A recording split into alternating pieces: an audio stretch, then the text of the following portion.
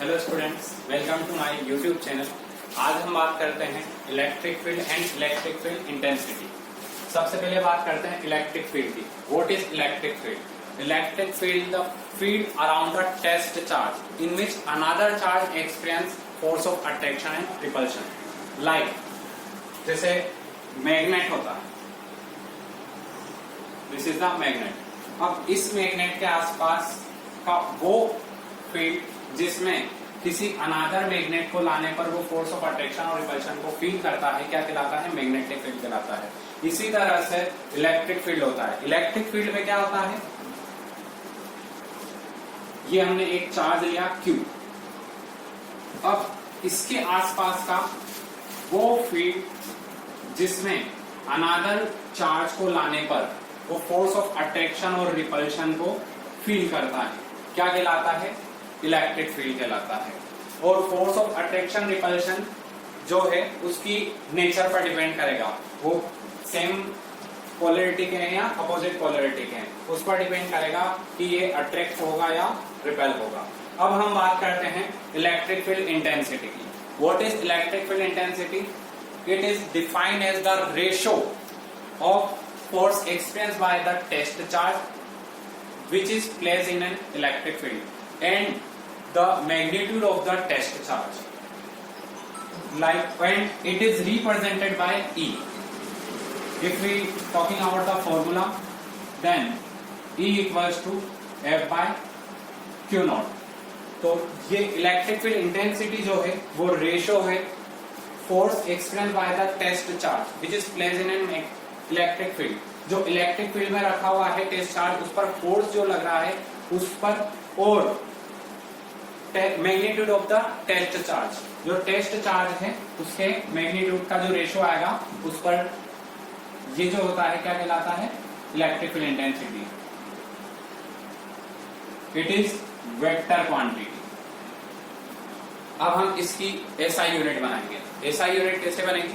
देखो, फोर्स की SI unit होती है newton upon q is a test charge, और चार्ज की यूनिट होती है कूलम। तो इसकी यूनिट जो बनेगी वो बनेगी न्यूटन पर कूलम। इसके बाद हम बात करते हैं इसका डायमेंशन फॉर्मूला, और इसकी वेक्टर क्वांटिटी है तो इसकी डायरेक्शन जो होगी वो किस तरफ होगी।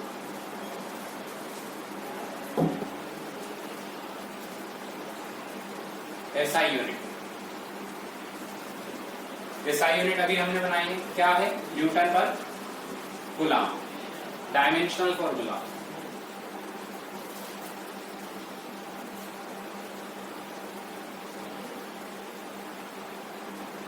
डायमेंशनल फॉर्मूला भी हम बना लेते हैं।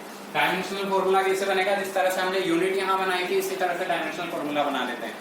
तो फोर्स जो है उसका डायमेंशनल फॉर्मूला हमें याद होना चाहिए, क्योंकि फोर्स जो है वो काफी सारी क्वांटिटीज में आपके यूज में आएगा। तो हमें फोर्स का फॉर्मूला, डायमेंशनल फॉर्मूला डायरेक्ट याद होना चाहिए, M1 L1 T-2 upon Q जो है वो क्या है? चार्ज। तो चार्ज का जो डायमेंशनल फॉर्मूला होता है वो A1 T1।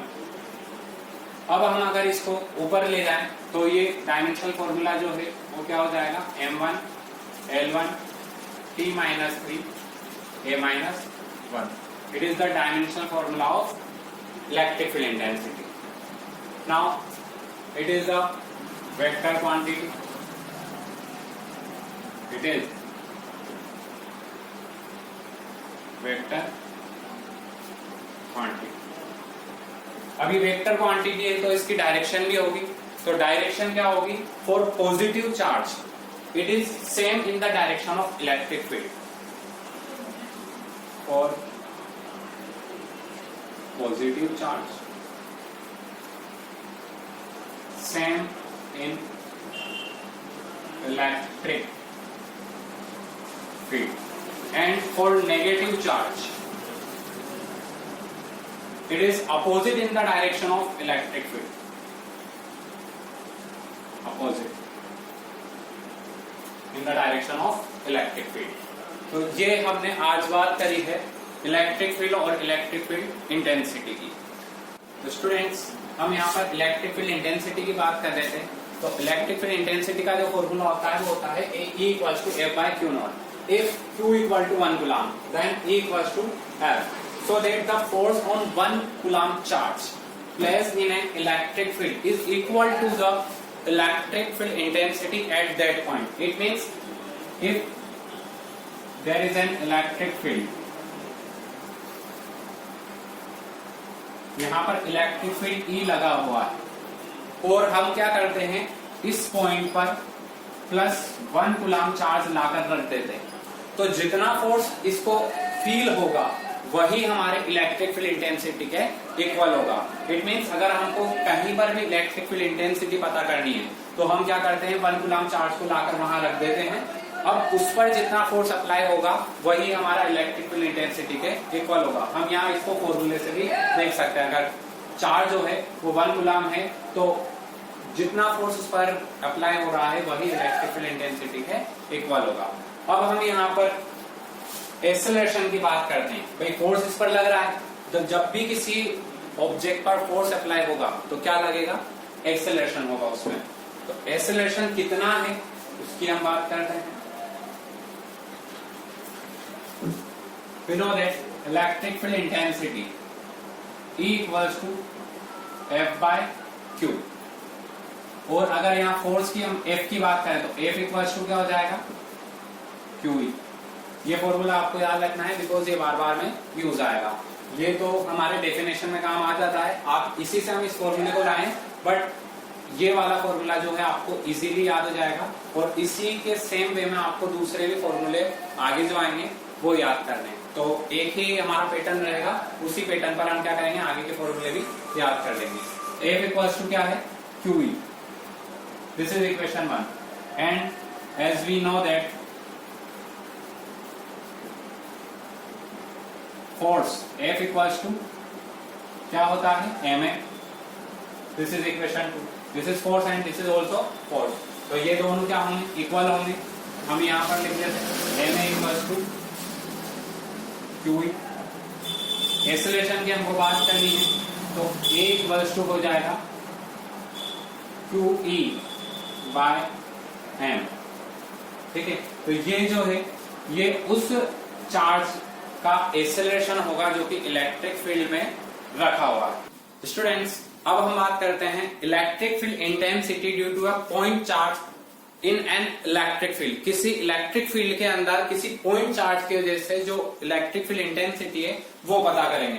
तो इसके लिए हम क्या करेंगे, यहां पर एक पॉइंट चार्ज लेंगे +Q और इसके आसपास का जो इलेक्ट्रिक फील्ड होगा उसमें किसी पॉइंट P पर आपको क्या पता करनी है, इलेक्ट्रिक फील्ड इंटेंसिटी।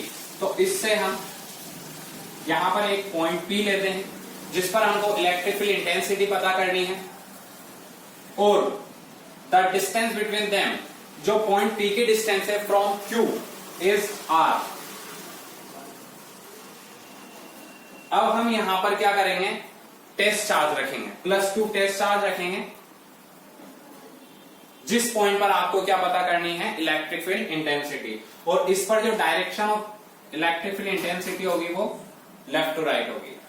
अब यहां पर बात करी जाए इस टेस्ट पॉइंट चार्ज की वजह से आपको इलेक्ट्रिक फील्ड इंटेंसिटी पता करनी है तो फोर्स होगा, जो फोर्स ये पॉइंट चार्ज इस टेस्ट चार्ज पर लगाएगा तो वो कूलम फोर्स होगा। और वो कूलम फोर्स कितना होगा, F equals to K Q1 Q2 upon R²। Q1 है +Q, Q2 है स्मॉल Q नॉट और R दोनों के बीच की डिस्टेंस है वो है R²। एंड अगर इसको हम वेक्टर फॉर्म में लिखें तो ये आ जाएगा R के। ये है इन दोनों के बीच का फोर्स जो कि +Q जो पॉइंट चार्ज है वो लगा रहा है टेस्ट चार्ज पर। अब हम बात करते हैं electric field intensity. Electric field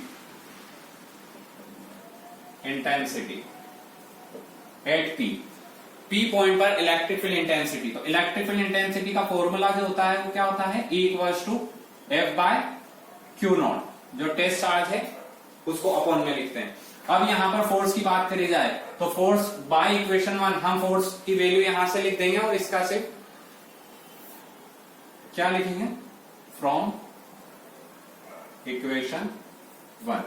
यहां पर आ जाएगा K Q Q not upon R square R cap. ये तो हमने एफ लिखा। अब हमारी बात आ जाएगी क्यू नॉट की। तो यहां पर क्यू नॉट जो है वो अपॉन में आ जाएगा। क्यू नॉट से कैंसिल आउट हो जाएगा, बिकॉज ये दोनों क्या है, मैग्नीट्यूड है। तो क्यू नॉट से कैंसिल आउट हो गया। तो यहां पर इलेक्ट्रिक फील्ड इंटेंसिटी जो है पॉइंट चार्ज की वजह से वो कितना आएगा, K Q upon R square R के। ये इलेक्ट्रिक फील्ड इंटेंसिटी है किसी पॉइंट पी पर, ठीक है, जो कि आर डिस्टेंस पर है फ्रॉम टेस्ट। जो पॉइंट चार्ज है हमारा प्लस क्यू, उससे आर डिस्टेंस पर पॉइंट पी है, उस पर हमने इलेक्ट्रिक फील्ड इंटेंसिटी पता करी है। अब ये जो इलेक्ट्रिक फील्ड इंटेंसिटी है ये वेक्टर फॉर्मेशन में है। अगर आपको सिर्फ इसका मैग्नीट्यूड चाहिए तो इसका मैग्नीट्यूड E इक्वल्स टू के क्यू बाय आर स्क्वायर हो जाएगा। This is the magnitude. अब हम यहां पर प्लॉट करेंगे ग्राफ, ठीक है। जो क्वांटिटी यहां पर है, इस फॉर्मूले को देखें, इसमें जो क्वांटिटी होगी उनके बीच में हम क्या प्लॉट करेंगे, ग्राफ प्लॉट करेंगे। तो सबसे पहले तो E और Q के बीच में ग्राफ प्लॉट कर लेते हैं, जबकि R जो डिस्टेंस है वो क्या है, फिक्स है, कांस्टेंट है, E एंड Q।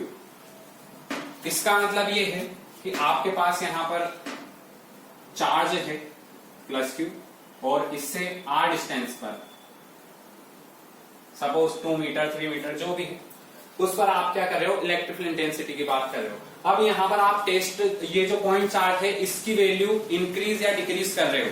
तो जब इसकी वैल्यू इंक्रीज या डिक्रीज की जाएगी तो इस पॉइंट पर इलेक्ट्रिक फील्ड इंटेंसिटी पर फर्क क्या पड़ेगा, वो ये ग्राफ आपको शो करेगा। तो वही हम बना रहे हैं, मीन्स आर जो डिस्टेंस है वो फिक्स है, हम किसकी वैल्यू चेंज करने से, चार्ज की। तो चार्ज की जब वैल्यू चेंज करी जाएगी तो E प्रोपोर्शनल टू क्या आ रहा है, Q। तो E प्रोपोर्शनल Q है। तो जब प्रोपोर्शनल क्वांटिटीज आती है तो उनका ग्राफ जो होता है स्ट्रेट लाइन होता है। तो यहां पर इन दोनों का E और Q के बीच में जो ग्राफ प्लॉट होगा वो स्ट्रेट लाइन आएगा। जबकि E और R के बीच का ग्राफ प्लॉट किया जाए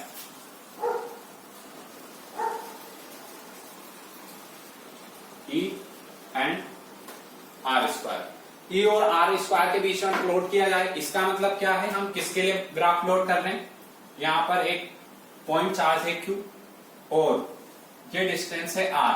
अब हम क्या कर रहे हैं, यहां पर किसको कांस्टेंट मानेंगे, किसको कांस्टेंट रखेंगे, Q को। तो जो पॉइंट चार्ज है Q उसको कांस्टेंट कर दिया और R की वैल्यू इंक्रीज या डिक्रीज कर रहे हैं, जो डिस्टेंस है वो चेंज कर रहे हैं। तो यहां पर जो ग्राफ होगा वो किस तरह से आएगा, क्योंकि E और R दोनों एक दूसरे के क्या है, इनवर्सली प्रोपोर्शनल है। E proportional 1/r square. तो जो ग्राफ आएगा वो इस तरह का होगा, ठीक है, बिकॉज दो क्वांटिटी और दोनों एक दूसरे के इनवर्सली प्रोपोर्शनल होती है, तो फिर उसका ग्राफ जो है वो इसी तरह से आता है, ठीक है। अब इसके बाद हम बात करते हैं, जब ये इलेक्ट्रिक फील्ड इंटेंसिटी जो है वो मीडियम में हो और वैक्यूम में हो, तो उन दोनों में रिलेशन क्या होगा कि एक बार आपने जो चार्ज रखा है और जितनी डिस्टेंस है, एक बार उसको वैक्यूम में चेक किया और एक बार आपने उसी चीज को मीडियम में चेक किया, तो उन दोनों में रिलेशन क्या होगा कि कितना मल्टीप्लाई हो जाएगा, उसकी बात करते हैं। तो एज वी नो दैट